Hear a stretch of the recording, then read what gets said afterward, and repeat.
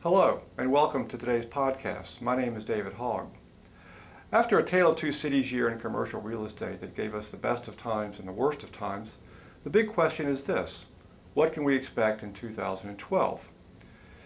That's the subject of today's podcast from John B. Levy and Company. For the next few minutes, John Levy is going to offer insight into what 2012 has in store for investors and borrowers in the commercial real estate market. John, nice to see you. Good to see you, David. So, John, let's just jump right to the point. Is commercial real estate back in the saddle? Well, we think so, although we certainly had a bumpy ride last year. We had a very good first half and an awfully rocky second half, due to the European debt crisis and the U.S. government bonds.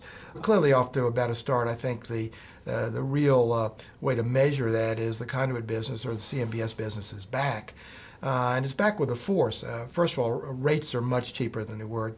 10-year fixed rate money is 5% and cheaper, which is at least 100 basis points better than it was in the fall. And for the most part, for most people, the real interesting thing is that second and third tier cities are now available. So you don't have to have a deal just in Washington or just in Chicago. You can go to Amarillo or Albuquerque or Nashville or Richmond and get a CMBS deal. So I think we're certainly back. We are looking much more prosperous than we were in the second half of last year, and that's good. Leverage drives decisions in commercial real estate. You've always said that. Yeah, no question about that. And so when I think about that in relation to financing, I'm wondering about preferred equity, mezzanine debt. Yeah. What do you see in store for that in 2012? Well, I think, as you know, mezzanine debt and preferred equity both bring additional leverage to a transaction. And I think this is really the perfect place to look and say the Bernanke fiscal policies are working, because, as you know, the Fed's policy is to keep interest rates extremely low for at least 3 more years. But let me give you an example of where that comes about. Last year, certainly in the fall and certainly earlier in 2011, mezzanine debt preferred equity was 13, 14, 15%. And those were starting points, and they clearly went up from there. But now what we're seeing is that those prices are single digit. So you might get mezzanine debt at 9%. And what's causing this, if you think about it, is the extremely low interest rates on U.S. Treasuries. For example, the 5-year note is 1%. So if you got a 9% 5-year mezz debt, that sounds cheap, at least cheap to what mezz is traditionally priced at.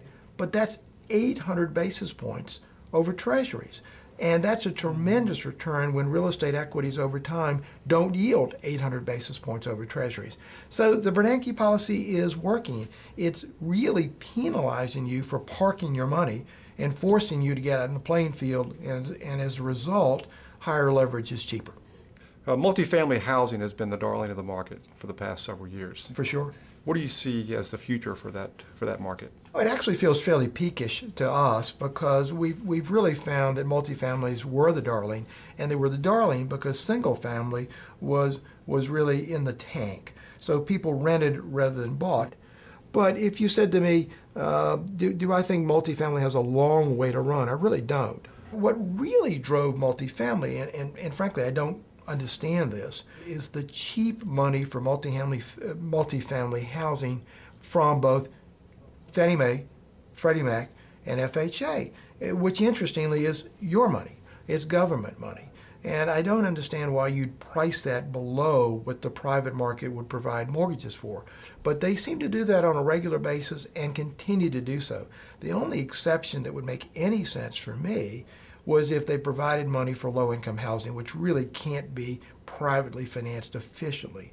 But what's been driving the bubble in multifamily, if that's the right word, is the availability of very cheap government-sponsored mortgages.